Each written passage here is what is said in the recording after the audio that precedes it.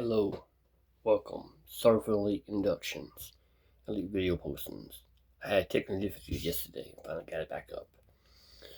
What if I tell you there are things in national parks, national forests, and woods that our government knows about but don't let us know? What if they've been here for generations and we do not know about it? Hiding in the deep woods that no man travels or no civilization ever seen. Today, I'll explain such stories on Yellowstone National Park, Yellowstone National Park, and so forth, so on.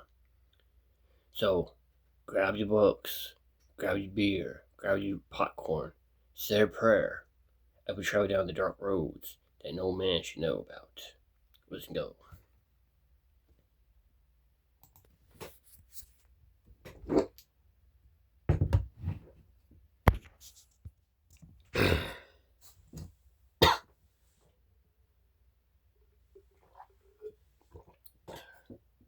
Sent to me are recollections of terrifying and disturbing events.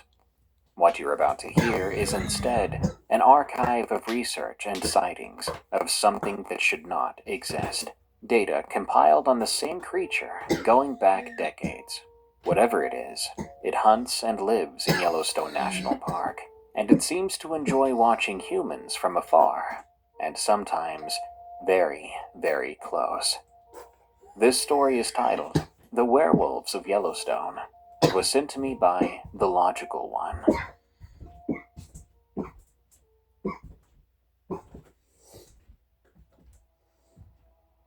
My name is Mac, and yes, unfortunately, that is short for Mackenzie. I am 61 years old. I spent 32 years with the U.S. Fish and Wildlife Service, the last 14 in the greater Yellowstone ecosystem. I retired in 2019 with a GS-12 pension, a bad left knee, and a filing cabinet in my garage that my wife thinks contains old elk survey data. It does not, in fact, contain old elk survey data. What follows is a compilation of testimony, field notes, and personal observations spanning 20 years, from 2004 through 2024, concerning what I have referred to in my own documentation as an unclassified, large bipedal canid observed in and around Yellowstone National Park. I typed that phrase for the first time in 2006 on an FWS form 3-202B, the Wildlife Incident Supplement, and I remember staring at it on the screen for a while before I hit print. I use that language because it gives me something to hold on to. It sounds like science. It sounds like something with a place in a taxonomy, something that could be described, classified, and filed. Without that language, I'd have to use the word that my witnesses keep using, and I'm not ready to put that word on the first page. You'll hear it soon enough. Allow me to be forward with you about what I am and what I'm not. I have a master's degree in wildlife biology from Montana State. I've published 9 peer-reviewed papers regarding certain migration corridors in the GYE. I've sat in congressional subcommittee hearings as a technical advisor on gray wolf reintroduction. All of that to say that I'm not a cryptozoologist. I don't attend those conferences like Paracon or Cryptid Fest or whatever. Never owned a TV show or been on one, and I don't have a podcast. Until this document, I've never presented these findings to anyone outside of a small group of colleagues who I trust and who have asked me not to use their names. I began collecting these accounts because they kept crossing my desk in forms that didn't fit. Wildlife encounter reports where the animal described was not a bear, or a wolf, or a moose, or a mountain lion, and it sure as hell wasn't a person. The early ones I filed and forgot. The later ones I filed and didn't forget. The witnesses were, more often than not, people whose professional judgment I'd relied on for years. Seasonal rangers, wolf biologists, backcountry trail crew, maintenance workers who'd spent more time in the Yellowstone interior than most researchers ever will. My criteria for inclusion were strict because they had to be. If I was going to keep a shadow filing cabinet in my garage for 20 years, the material inside it had better be solid. The witness had to be sober. They had to have filed an official report or agreed to a recorded interview on my Olympus WS-853, which I bought in 2009 and still use. The account had to include specific physical details inconsistent with known North American megafauna. I excluded anything that sounded borrowed from Bigfoot mythology, anything I suspected was invented for attention, and any accounts from Native American spiritual or ceremonial contexts. This last exclusion deserves a word of explanation, because several people I spoke with from the Shoshone and Crow nations made it clear to me that what they know about these things operates on a level I'm not qualified to address. Their knowledge is older than mine, and governed by different rules. I'm a biologist. I measure tracks and interview witnesses. That's my lane, and I've tried to stay in it. Overall, 41 accounts met my criteria. I will present a representative selection here, followed by my own experience, which occurred on September 14, 2022, in the Pelican Valley region of Yellowstone's backcountry, after which I had trouble sleeping for many months. I want to add one more thing before we begin. I know how these reports can sound. After all, I've sat across a table from a woman with a PhD in wildlife ecology who told me she watched a wolf stand up and run on two legs alongside her car at 45 miles per hour. I know what that sounds like coming from someone's mouth, but I also know what her face looked like when she said it. She gripped her coffee mug with both hands the entire time, and her voice was careful and flat. She would rather have swallowed glass than say those words to another professional. I'm writing this for her, and people like her. For Gary Wendt, and for the Marine who wouldn't give me his name, and for every other person in these files who saw something that they'll spend the rest of their lives wishing they hadn't. They told me the truth, so I wrote it down, and I'm giving that truth to you. The Early Reports, 2004 through 2010. Account 3. In June of 2004, a wolf researcher I'll call Dr. Carla Bryce was monitoring the Druid Peak Pack in the Lamar Valley via radio telemetry. It was 4:40 a.m. The sky was blue-gray, that time of the morning when everything is visible, but nothing has full color yet. Carla was alone in her vehicle with a thermos of burnt government coffee and a Swarovski spotting scope on a window mount. She preferred to work alone. Most of the good ones do. She picked up movement on a ridgeline approximately 800 meters east of her position and trained the scope on it. She observed what she initially identified as a gray wolf, possibly injured, moving along the ridge with abnormal posture. The animal appeared to be walking upright on hind legs, its forelegs hanging at its sides. Her first assumption was a spinal injury. Wolves with severe spinal trauma can sometimes attempt to walk in a semi-upright position, though they can rarely sustain it for more than a few steps. Carla watched this animal walk upright for approximately 90 seconds. Then it dropped to all fours and moved into the timber at a speed she described in our interview 7 years later as faster than any wolf I've tracked in 11 years of field work. I asked her to put a number on it, but she wouldn't. She said the closest comparison would be a wolf in a full chase sprint after elk, but that the gait was different. Longer strides. The body was too low to the ground, she said, like a dog that's been trained to run under fences. Carla filed her original observation as a report of an injured wolf, Form 3-202B, and noted the GPS coordinates and approximate time. Standard procedure. What she didn't include in that report, and what she only told me over drinks in Bozeman in 2011, was the part that happened between the walking and the running. The animal stopped at the tree line. It turned its head and looked directly at her scope. At her position, she was more than 800 yards away and downwind in a closed vehicle. I asked her how she could be sure if it was looking at her specifically, and not just scanning in her general direction, just like any alert animal will do. She shook her head once. I could feel it, she said. It knew exactly where I was. It looked at me, like someone recognizing me in a parking lot. 5 years later, I would have written that kind of statement off as the embellishment that sometimes creeps into memory after the fact. It's simply human nature to reshape experiences. People might add meaning retroactively, I know this because I spent a career interviewing witnesses about wildlife encounters and learning to filter the signal from the noise. But by 2011, I had 14 accounts in my filing cabinet, and the noise was starting to sound a lot like a signal. Account 9. In August of 2007, I drove out to a backcountry campsite near Shoshone Lake with 2 trail crew members who had reported an unusual wildlife encounter 3 days prior. I won't use their names because neither gave me permission, so I'll call them what I called them in my notes: the Marine and his partner. They had camped at an authorized backcountry site, and something had circled their camp for approximately 3 hours between 1 and 4 a.m. The Marine was clear about the footfalls. 2-legged. He said he grew up hunting whitetail in Wisconsin and had heard every kind of animal walk through the woods at night. This was a biped. Big footsteps and sustained circles around the campsite at a distance of maybe 40 or 50 feet, looping around and around for 3 hours, in a pattern that never varied. I asked him about bears. Bears will investigate a campsite, but their movement is investigatory. They'll approach, sniff, rummage, and leave. They don't walk in circles, though. He knew this.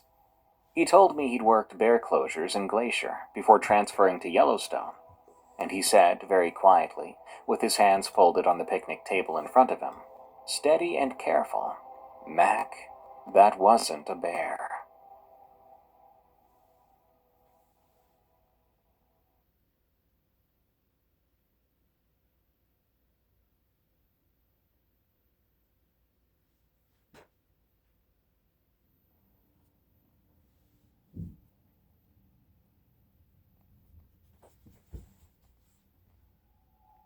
To the site, and I examined the tracks. The soil was soft enough to hold good impressions. What I found was a canid track pattern. It had 4 toes, claw marks, consistent with wolf or large dog, but approximately 7 inches across, nearly double the width of a large male gray wolf print. More troubling was the stride. These tracks showed sustained bipedal movement. Left, right, in a repeating circle around the campsite. I recorded everything. I measured the depth of impression, and I documented the stride length. Of course, none of this proves anything definitive. Tracks in soft soil can be distorted by moisture, temperature, and the weight distribution of the animal. But let me tell you about how the tracks ended.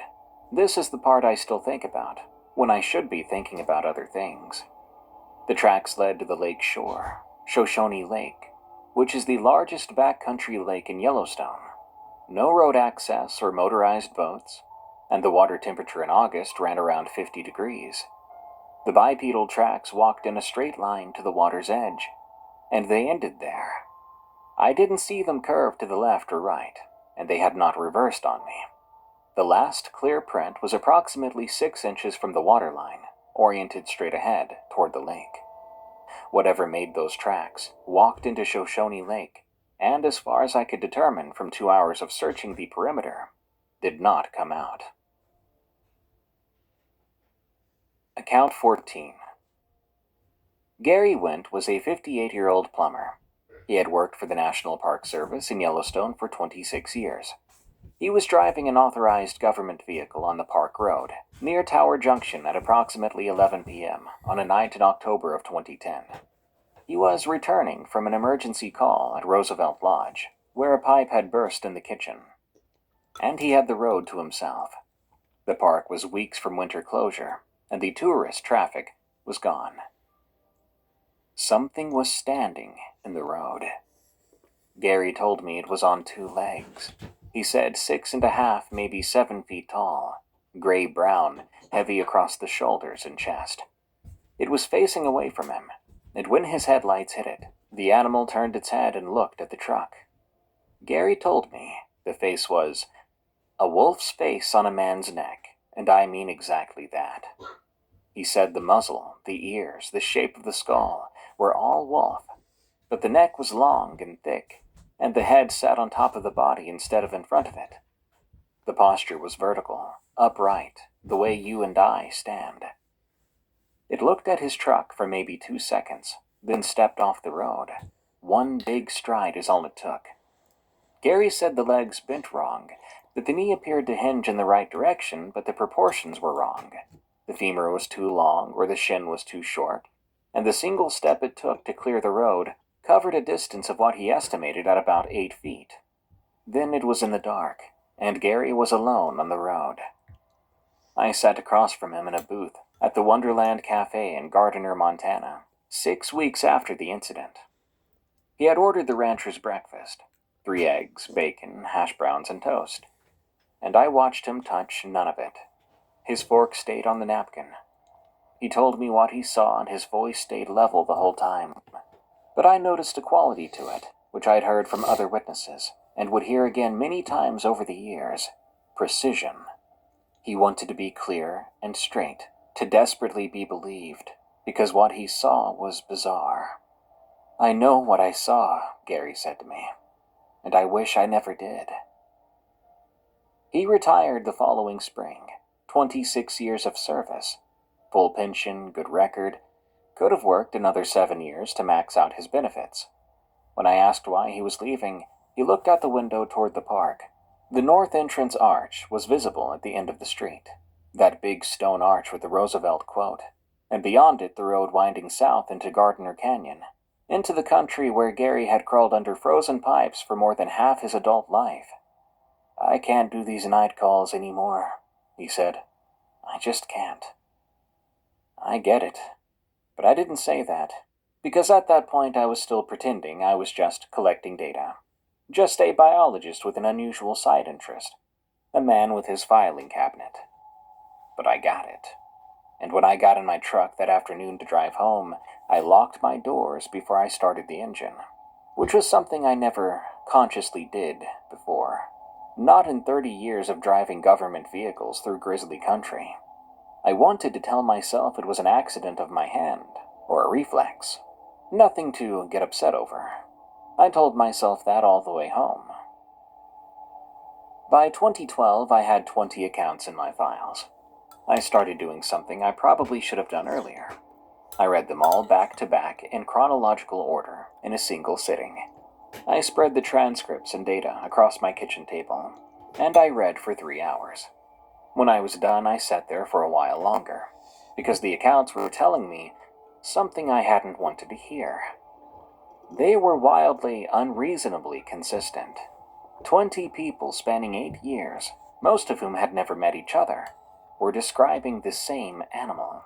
If these were fabrications or misidentifications, you would expect noise and variation, drift that happens when people are confusing bears with shadows. Instead, I had 20 accounts that read like 20 observations of a single species. And that was the afternoon I stopped pretending it was just a hobby. Let me tell you what the reports describe, taken as a body of evidence.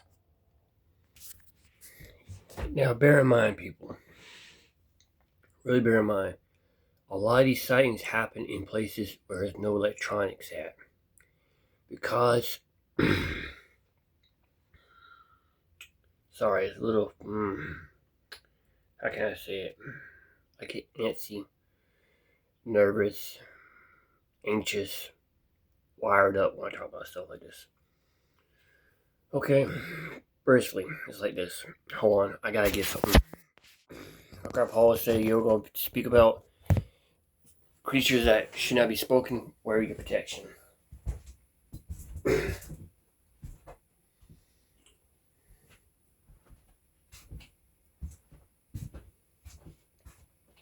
I'm back. Oh, okay. I had to get my pendant.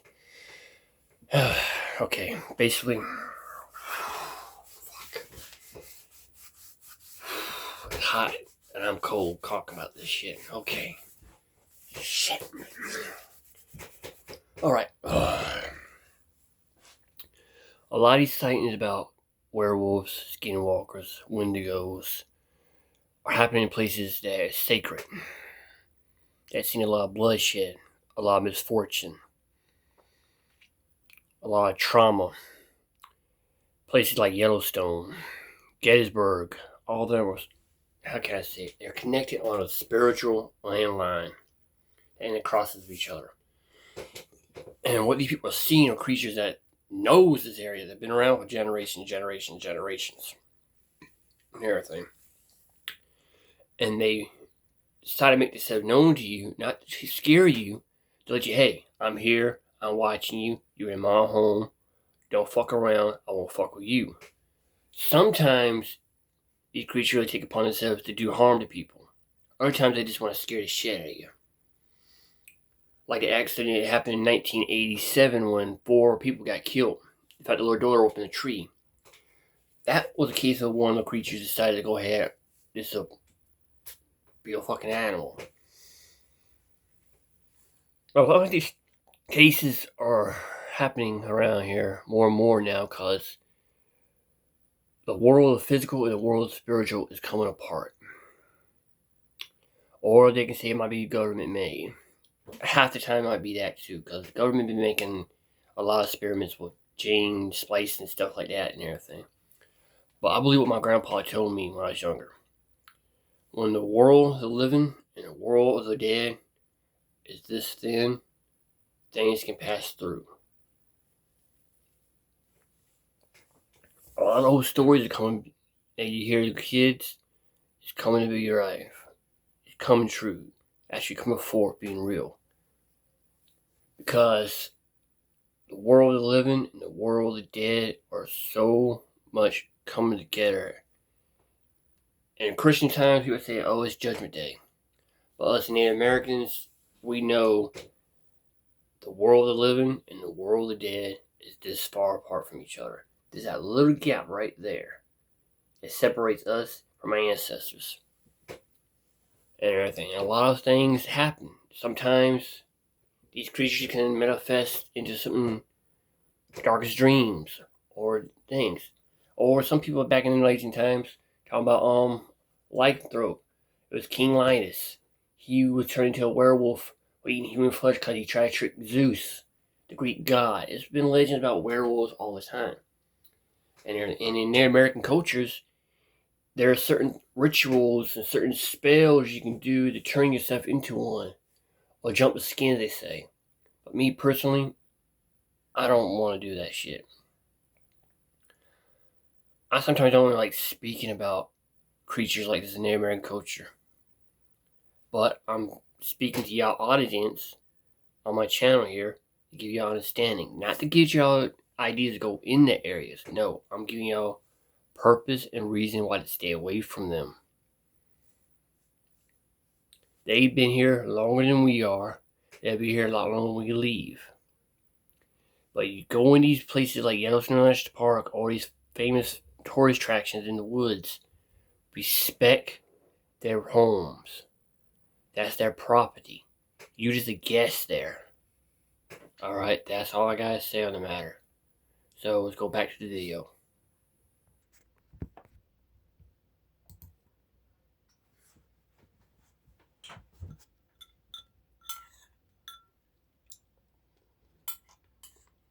Try to stay in the clinical register here, because this is the section that needs it most.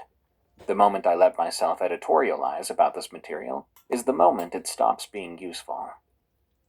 Witnesses consistently describe an animal between 6 and 8 feet tall when standing upright. When on all fours, the body is comparable to a very large gray wolf, but with proportions that every single witness characterizes in one way or another as simply wrong. They'll describe the torso as long or the limbs as heavy, the head being too large. Several witnesses compared the overall impression to a wolf that had been stretched out, or to a person wearing a wolf's body who doesn't quite know how the joints are supposed to work. The animal is capable of both quadrupedal and bipedal movement. 12 of my 41 witnesses report seeing the creature transition between the two, and every one of them struggles to describe it. The word that comes up most often is fluid, followed closely by, of course, wrong. These two words don't go together in normal English. Things that are fluid are graceful, not wrong, and things that are wrong are clumsy, not fluid. But the witnesses keep reaching for both words at once, as if the movement they saw was smooth and terrible at the same time. One ranger, a man with 15 years of backcountry patrol experience, told me, "It moved like water running uphill. It was beautiful, and it should not have been happening." The bipedal gait is the single most common element across all 41 accounts. Bears stand upright, everyone knows this, but a bear on its hind legs is a bear doing something temporary and uncomfortable for it. It sways, it lumbers, its forelimbs hang in such a way that communicates how much it would like to put them back down. What my witnesses describe instead is an animal that walks on two legs, like you and I. Easy balance, as if the body is made for it. Several witnesses used the same phrase without any prompting from me. They said it walked like it knew where it was going. Nearly every nighttime witness comments on the eye shine. This is where the reports get harder to reconcile with known biology. Canid eye shine is typically green-gold. Bear eye shine tends toward amber or reddish. What my witnesses describe is a flat, pale reflectivity in a color that nobody can pin down. White is the most common descriptor. Silver is a close second. One witness said, like headlights bouncing off a mirror. Another said, like looking at the moon in a puddle. A backcountry ranger who had spent 6 years doing nighttime wolf telemetry told me the eye shine was the color of nothing, which I wrote down and have never known what to do with. I should tell you that I've spent my career looking into the eyes of large animals. I've actually been charged by grizzlies twice. On another occasion, I was treed by a cow moose protecting a calf near Slough Creek in 2003. I once held eye contact with a mountain lion for what felt like an hour, but honestly it was probably 40 seconds. That happened on a trail above Hell Roaring Creek, close enough I could see the dust on its whiskers. None of these experiences prepared me for what I saw in Pelican Valley in September 2022. And when I get to that part of this account, I'll try to explain why. But I'm not there yet, and I find myself grateful that I don't have to recount it so soon.